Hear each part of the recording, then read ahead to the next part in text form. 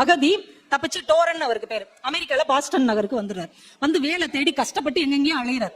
எங்கேயுமே வேலை கிடைக்கல. ரொம்ப நொந்து போயிருக்கும் போது அவருக்கு ரொம்ப தூரத்து நண்பர் ஒருத்தர் ஒரு துறைமுகத்துல அவர் கணக்கு எழுதிட்டு இருக்கிறார். அவர் கூட வேலை பார்த்த ஒருத்தருடைய டேபிள் ஒண்ணு இருக்கும். ஒரு 4 கால் உள்ள ஒரு மேஜை, மர மேஜை.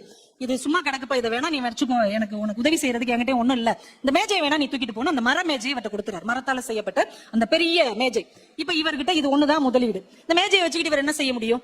யோசிக்கிறார். எடுத்துட்டு போய் ஒரு தொழிற்சாலைக்கு வாசல்ல வச்சு காலையில அதுல பேப்பர் வச்சு விற்கிறார். பேப்பர் வாங்கி அடுக்கி விற்கிறார். சாயந்தரமா ஒரு பூங்காவுக்கு எடுத்துட்டு போய் அதுல ரோஜாக்கள் அடுக்கி வச்சு விற்கிறார்.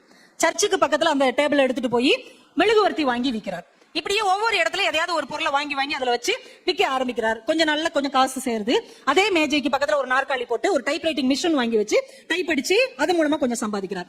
இவருடைய உழைப்பை பார்த்த ஒருத்தர் அந்த ஏரியாலே ஒரு சின்ன ஹோட்டல் நடத்துறார். அது ரொம்ப நஷ்டத்துல ஓடுது. இது என்ன பண்ணனே அவருக்கு தெரியல. இவர் கூப்பிட்டு சொல்றாரு, நீ நல்லா ஹார்ட் ஒர்க் பண்ற, உன்னால முடிஞ்ச அதை டெவலப் பண்ணிக்கிறது, நஷ்டத்துல தான் போயிட்டு இருக்கு அப்படின்னு சொல்லி இவர்கிட்ட ஒப்படைச்சிடறாரு. இவர் என்ன பண்றாருன்னா அந்த மர மேஜையை தூக்கிட்டு போய் அங்க முதலாளி இடத்துல போட்டு ஆளா அங்க உட்கார்றாரு. உட்காந்து கணக்கு எழுத ஆரம்பிக்கிறார். அங்கேயும் அவருடைய உழைப்பை முதலீடா போடுறார். கொஞ்சம் நாள் ஆகுது. சில வருஷம் ஆகும்போது அந்த ஹோட்டலை இவர் பெருசாக்கிறார். நிறைய தொழில்கள் தொடங்குறார். 25 வருஷம் ஆயிருச்சு. இவருக்கு முத மேஜை கொடுத்தாருல்ல, இப்ப இவர் கோடீஸ்வரன் ஆயிட்டார். இந்த மேஜை கொடுத்தவரை தேடி போறார். போய் நீங்க எனக்கு ஒரு மர மேஜை கொடுத்தீங்களா 25 வருஷத்துக்கு முன்னாடி? ஆமா ஆமா, என்னாச்சு? நான் நல்ல பெரிய லெவலுக்கு வந்துட்டேன். அந்த மேஜைக்கு நான் இன்னைக்கு நான் விலை கொடுத்துறேன். அப்படியா? அந்த மேஜைக்கு என்ன விலை கொடுப்பீங்க? $1,00,000 கொடுக்குறாரு.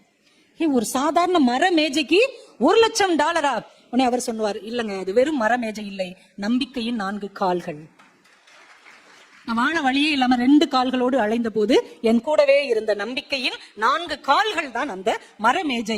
அதை நம்பிதான் நான் இந்த அளவுக்கு உயர்ந்திருக்கிறேன். வாழ்க்கையில எவ்வளவு வேணா நம்ம கீழே போகலாங்க, எவ்வளவு வேணா அடிபடலாம். ஆனால் எதையாவது ஒரு நம்பிக்கையை பற்றி கொண்டு மேலே வர முடியும் என்கின்ற தன்னம்பிக்கை நம்மிடம் இருந்தால் ஒரு நாற்காலி, ஒரு மேஜையின் 4 கால்கள் கூட நம்மை நடைபோட வைக்கும் என்பதை ரொம்ப ஆதாரத்தோடு நடந்த உண்மையை அவர் பதிவு செய்திருக்கிறார். இந்த உலகத்துல யாருமே பயன் இல்லாதவங்க கிடையாது. எந்த பொருளுமே வேஸ்ட் ஆனது கிடையாது. எந்த ஒரு சம்பவமே தேவையில்லாதது என்று கிடையாது. நீங்க வாழ்க்கையில எது நடந்தாலும் அது யாரோ ஒருத்தருக்கு பயன் தருவதற்காகத்தான் வந்திருக்கிறது என்பதை முதல் அழுத்தமாக நம்ப வேண்டும்.